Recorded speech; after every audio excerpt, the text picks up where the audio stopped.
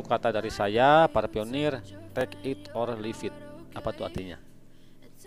Ambil kesempatan atau buang kesempatan. Silakan ambil atau tinggalkan. Sesimpel itu ya. Jangan bikin gaduh, jangan bikin ribut.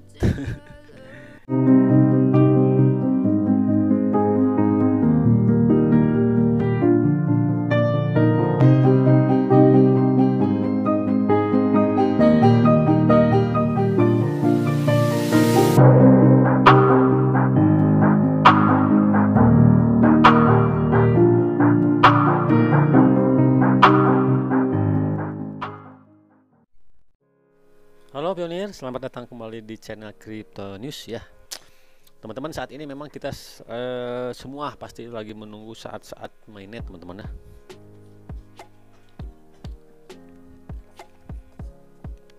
Teman, open mainnet yang diharapkan oleh kita semua teman-teman, akhirnya tak kunjung datang ya, dan terus mundur ya jadwalnya nih. Sebetulnya memang sih itu bukan salah siapa-siapa, bukan salah core team juga, dan memang core team itu tidak menjanjikan teman-teman ya. Oke. Jadi waktunya kapan, maksudnya waktu jelasnya kapan, tanggalnya gitu kan, bulan ya, itu memang tidak disaklekan. Kalau boleh bilang disaklekan teman-teman ya.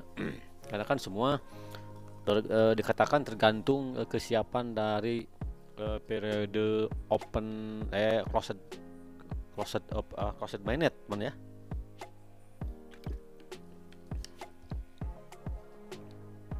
Nah, teman, kita langsung nih lihat ke aplikasi Pi saya yang di PC ya.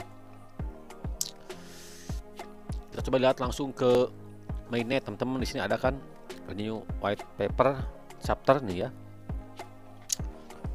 Memang ini tidak dituliskan secara pasti ya.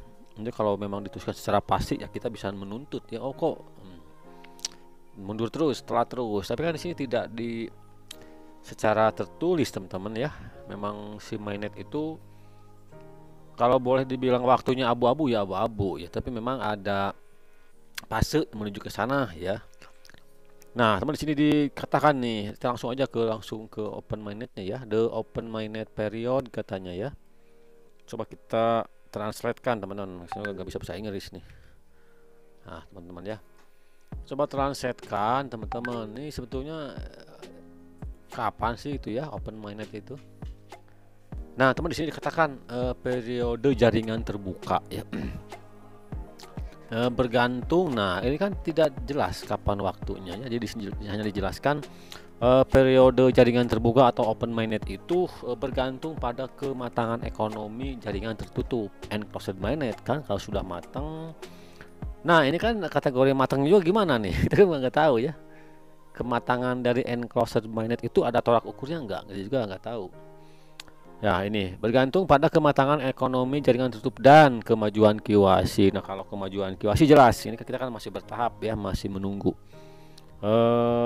Mesti menunggu untuk setiap pionir ini menunggu undangan KYC. Nah termasuk saya pun belum mendapatkan undangan KYC teman ya. Nah halo, ini kita harus ini nih ya, halo, bagaimana nih para validator nih, ayo song ya, kita nunggu nih ya, nunggu bantuannya kalian nih ya validator, supaya kita semua dapat segera mendapatkan undangan KYC dan lolos KYC, sehingga periode jaringan terbuka pun akan semakin dekat ya. Nah periode ini teman, periode open mainnet yang dapat dimulai pada hari Pi 14 Maret 2002 atau hari Pi kedua 28 Juni 2022. Nah, ini kan dijelaskan dapat dimulai. Jadi bukan fix tanggal segini open mainnet, tapi dimulai teman-teman ya. Dapat dimulai. Tergantung ini juga kan kematangan enclosed mainnet tentunya. Nah, periode jaringan terbuka berarti bahwa firewall dalam periode jaringan tutup akan dihapus, memungkinkan konektivitas eksternal apapun, misalnya ke jaringan lain, dompet, dan siapa saja yang ingin terhubung ke Pi mainnet.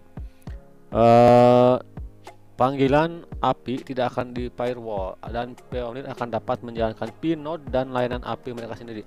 Perintis akan memiliki konektivitas dengan blockchain lainnya. Nah Ini kan yang kita tunggu-tunggu teman ya.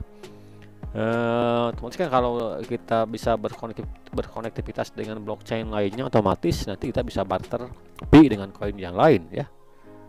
Node komunitas juga dapat menjalankan mainnet. Nah teman-teman, jadi memang intinya di sini si core team pun tidak secara tertulis secara tegas menuliskan bahwa memang open mainnet tanggal segitu, tanggal berapa, bulan berapa, tahun berapa, tidak kan. Jadi kita pun tidak bisa menuntut terlalu ini teman-teman ya. Kita hanya bisa menunggu perkembangan saja. Bagaimana perkembangan enclosed mainnet, kematangannya, bagaimana perkembangan KYC ya. Nah, baru kalau semakin itu sukses, mungkin open mainnet semakin dekat ya. Jadi ini hari Pi kedua ini 28 Juni 2020 itu bukan berarti jeder open mainnet teman-teman, tetapi memang ini baru dimulai, bisa saja karena ini dapat dimulai katanya ya di sini nih. Dapat dimulai pada hari Pi. Nah, jadi itu pun kan kita nggak tahu nih. Ini tingkat kematangan enclosed mainnet itu akan terpenuhi sampai kapan? Kita nggak tahu ya, tergantung kita dong, para pionir, para kontributor di P-Chainmo, mungkinnya di ekosistem internalnya dulu. Kalau sudah jalan, harga sudah terbentuk, kemajuan KYC juga sudah mendekati 100%, mungkin baru itu akan ada semakin dekat ya untuk ke periode jaringan terbuka teman-teman open mainnet. Jadi kalau melihat sekarang nih ya, per tanggal 14 September 2022 ini sepertinya open mainnet pun akan masih lama menurut saya teman-teman. Ini saya berasumsi akhir tahun pun kita tidak tahu ya gimana nih ya. Karena untuk kemajuan KYC pun mungkin ini dari sekian, dari 35 juta 40 juta pionir, baru berapa persen nih yang sudah lolos KYC, kita pun nggak tahu teman-teman ya. Apalagi kematangan ekonomi, jaringan tertutup. Kan saat ini P-Chainmo global pun yang memang digadang-gadang itu salah satu market global yang memenangkan hackathon juga waktu itu ya, kan belum jalan teman-teman ya, barternya belum jalan, dan di sebagian negara ada yang memang menghargai Pi terlalu murah seperti di Indonesia, kan tidak sama dengan di negara lain. Itu kan membuat mungkin ekonominya tidak jalan teman-teman ya. Jadi intinya teman-teman, kita bersabar aja dulu ya. Kita, kalau kalian masih yakin, masih berharap, tentunya ya silahkan berkontribusi ya, klik petir tiap hari.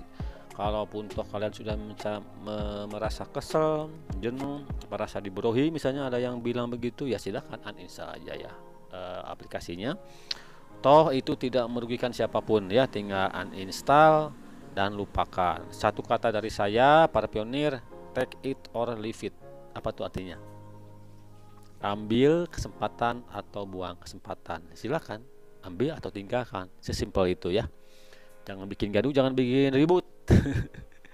Oke, karena toh saya nggak mau mengulangi kesalahan saya di waktu mengenal Bitcoin. Seperti saya bilang di konten sebelumnya, Bitcoin harga 2 juta, saya punya 3 Bitcoin, tapi nggak di hold, malah dijual murah dulu ya, dijual, punya profit sedikit dijual.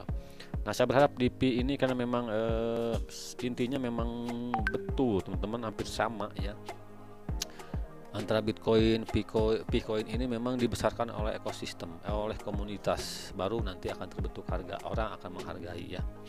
Itu aja ya jaringan kali ini, mudah-mudahan kalian tambah semangat, dan ingat juga untuk terus dukung channel ini, kita kawal sama-sama ya. Pi ini sampai mana nih ya, mau scam mau sukses ya bodo amat. Yang penting kita kan berusaha ya. Sekian, terima kasih. Jangan lupa sedekahnya, subscribe, like, komen, dan share. Wassalamualaikum warahmatullahi wabarakatuh.